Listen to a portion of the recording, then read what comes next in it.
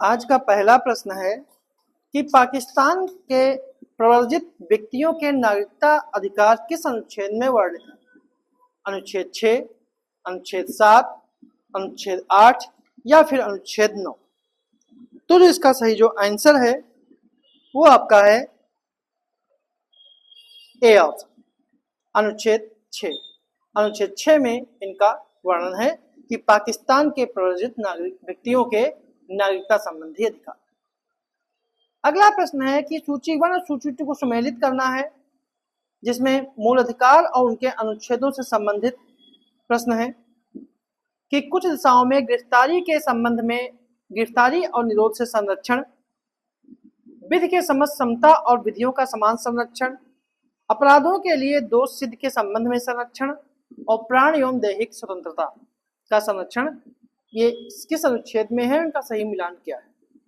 तो इसका सही जो आंसर है कि कुछ दिशाओं में गिरफ्तारी निरोध से संरक्षण जो है वो अनुच्छेद 22 में है। विधि के समस्त समानता विधियों का समान संरक्षण जो है वो अनुच्छेद 14 में है। अपराध के लिए दोष सिद्ध के संबंध में संरक्षण जो है वो अनुच्छेद 20 में है और प्राण एवं दैहिक स्वतंत्रता का संरक्षण जो है अनुच्छेद 21 में है। तो इसका सही जो आंसर है वो है डी ऑप्शन। तो डी ऑप्शन इसका जो है वो सही है। अगला प्रश्न है कि संघ के द्वारा उद्ग्रहित और संग्रहित किंतु राज्यों को सौंपे जाने वाले कर निम्नलिखित में से किस अनुच्छेद के अंतर्गत आते हैं? यानी कि केंद्र उन करों को लागू करता है और उनको वसूलता भी है, लेकिन उन्हें वसूल करके राज्यों को दे देता है। तो इस प्रकार के जो कर हैं वो किस अनुच्छेद के अंतर्गत आते हैं? 268, 268 ए, 269 या फिर 270। तो जो इसका सही जो आंसर है वो आपका है सी ऑप्शन 269। इसका सी ऑप्शन जो है वो सही है।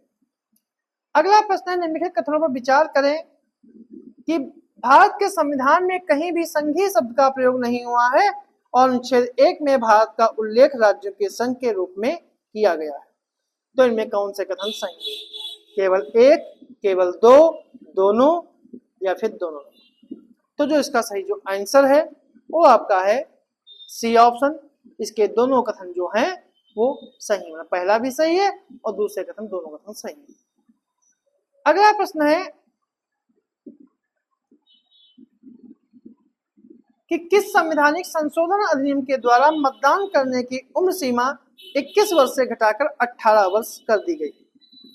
61वां संवैधानिक संशोधन अधिनियम 1989, 61वां संवैधानिक संशोधन अधिनियम 1988, 62वां संवैधानिक संशोधन अधिनियम 1989 या 63वां संवैधानिक संशोधन अधिनियम 1989?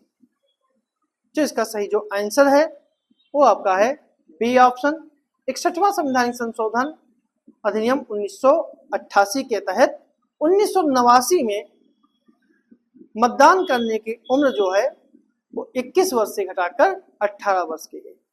अगर ये होता कि 21 वर्ष से घटाकर 18 वर्ष की कब लागू की गई तो 1989 सही आंसर होता, और जब इसमें कहा गया है कि कब प्रस्तावित किया गया है तो 1988 इसका सही आंसर है। तो सही आंसर इसका बी ऑप्शन।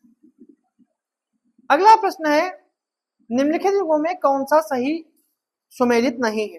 संविधान के भाग और उनके विषय कि भाग 5 संघ सरकार, भाग 6 राज्य सरकार, भाग 8 अनुसूचित जनजाति क्षेत्र, भाग 15 निर्वाचन।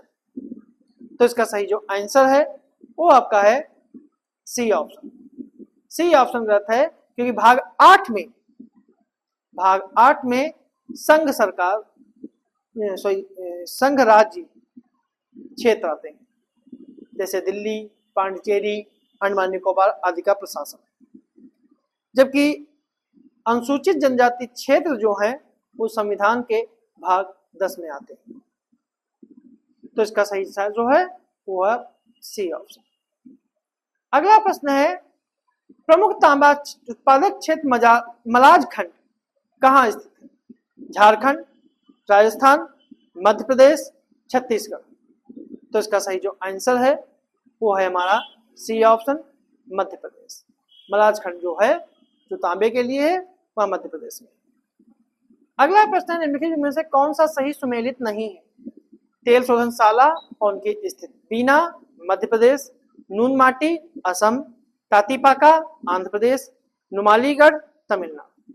तो जो इसका सही जो आंसर है वो है डी ऑप्शन, नुमालीगढ़। नुमालीगढ़ जो है वो तमिलनाडु में नहीं है, नुमालीगढ़ जो है वो असम राज्य में है, इसलिए इसका डी ऑप्शन जो है वो सही नहीं। अगला प्रश्न है, सूची 1 और सूची 2 को सम्मिलित करना है कि नाभिकीय संयंत्र केंद्र उनका स्थिति क्या है? कोवाडा, महाराष्ट्र, जैतापुर, हरिपुर और चुटका। तो उसको सही मिलान करें तो कोवाडा जो है वो आंध्र प्रदेश में है, जैतापुर महाराष्ट्र में है, हरिपुर पश्चिम बंगाल में है और चुटका मध्य प्रदेश में है। तो सही आंसर जो है वो ए ऑप्शन। अगला प्रश्न है, निम्नलिखित युग्मों में कौन सा सही सुमेलित नहीं है? अंतरराष्ट्रीय हवाई अड्डों से जुड़ा हुआ प्रश्न है कि लोकप्रिय गोपीनाथ बरदोलाई अंतरराष्ट्रीय हवाई अड्डा, दाबोलिम अंतरराष्ट्रीय हवाई अड्डा इंपाल, चौधरी चरण सिंह अंतरराष्ट्रीय हवाई अड्डा लखनऊ, राजीव गांधी अंतरराष्ट्रीय हवाई अड्डा हैदराबाद। तो कौन जो है सही सुमेलित नहीं है? तो इसका सही जो आंसर है वो है बी ऑप्शन, दाबोलिम अंतरराष्ट्रीय हवाई अड्डा जो है वो इम्फाल में नहीं है, यह गोवा में स्थित है, इसलिए इसका सही जो आंसर है वो बी ऑप्शन। अगला प्रश्न है, सूची 1 सूची 2 सम्मिलित करना। जनजातीय निवास क्षेत्र की भूमि कर्नाटक, सहरिया हिमाचल प्रदेश, पूर्वा पश्चिम बंगाल, पंगवाला राजस्थान। तो इसका कौन सा सही है? जिसका सही जो आंसर है वो है भूमिज जो है वो पश्चिम बंगाल के हैं, सहरिया जो है वो राजस्थान का है, कुरुबा जो है वो कर्नाटक का है और पंगवाला जो है वो हिमाचल प्रदेश का है। तो सही आंसर जो है वो इसका डी ऑप्शन। अगला प्रश्न है कि ब्लैक बक राष्ट्रीय उद्यान कहाँ स्थित है? गुजरात, राजस्थान, तमिलनाडु या फिर केरल। तो जो इसका सही जो आंसर है वो है A option, Gujarat. Blackbuck राष्ट्रीय उद्यान जो है वो गुजरात में स्थित है। अगला प्रश्न है, निम्नलिखित में से विश्व का पहला मानचित्र किसने बनाया? अनेक्जीमेंडर, अरस्तु, कापरनिकस या फिर टालमी। तो इसका सही जो आंसर है वो है ए ऑप्शन, अनेक्जीमेंडर। अनेक्जीमेंडर ने सबसे पहले विश्व का पहला मानचित्र बनाया था। अगला प्रश्न है, ब्रह्मांड की उत्पत्ति के संबंध में दोलन सिद्धांत, ठीक है, कि ब्रह्मांड की उत्पत्ति के संबंध में दोलन सिद्धांत निम्नलिखित में से किसने प्रस्तुत किया? थॉमस गोल्ड, हरमन बाडी, रॉबर्ट बेगनोर या फिर एलन संडेजा। तो जो इसका सही जो आंसर है वो आपका है डी ऑप्शन, एलन संडेजा। एलन संडेजा ने ब्रह्मांड की उत्पत्ति से संबंधित दोलन सिद्धांत प्रस्तुत किया था। अगला प्रश्न है कि निम्नलिखित में से कौन सा सही सुमेलित है? रैबिट घाटी यूएसए, पो घाटी जर्मनी, ब्लैकवुड घाटी न्यूजीलैंड, बाडा घाटी ब्राजील। तो इसका सही जो आंसर है वो है ए ऑप्शन, रैबिट घाटी संयुक्त राज्य अमेरिका। पो घाटी जो है वो इटली में, ब्लैकवुड घाटी जो है ठीक है वो ऑस्ट्रेलिया में, और बाडा घाटी जो है ठीक है यह इंडोनेशिया में, यह इंडोनेशिया में। तो सही आंसर जो है वो ए ऑप्शन। अगला प्रश्न है कि रक्त वर्षा के लिए उत्तरदायी पवन है?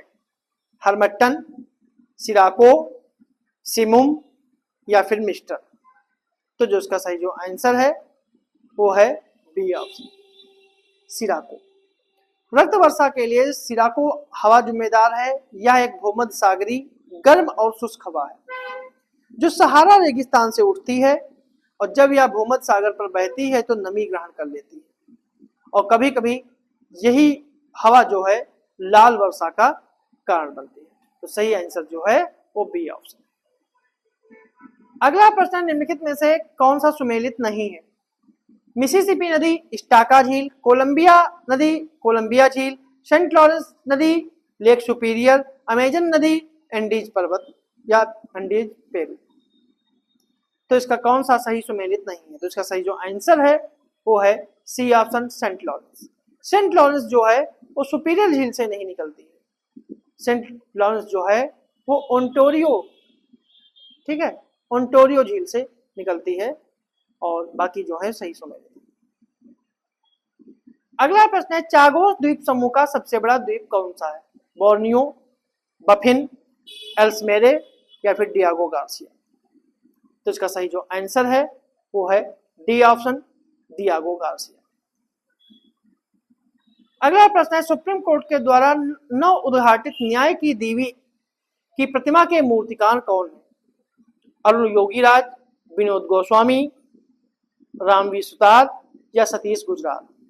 तो इसका सही जो आंसर है वो है बी ऑप्शन, विनोद गोस्वामी। न्याय की देवी की नई मूर्ति विनोद गोस्वामी और उनकी टीम ने बनाई है। न्याय की देवी एक रूपात्मक आकृति है जो न्यायिक प्रणालियों के भीतर नैतिक अधिकारों का प्रतिनिधित्व करती है। अगला प्रश्न है, 8 से 10 जनवरी 2025 के मध्य 18वां प्रवासी भारतीय दिवस का आयोजन कहाँ किया गया? नई दिल्ली, भुवनेश्वर, अहमदाबाद और मुंबई। तो इसका सही जो आंसर है वो है डी ऑप्शन, भुवनेश्वर।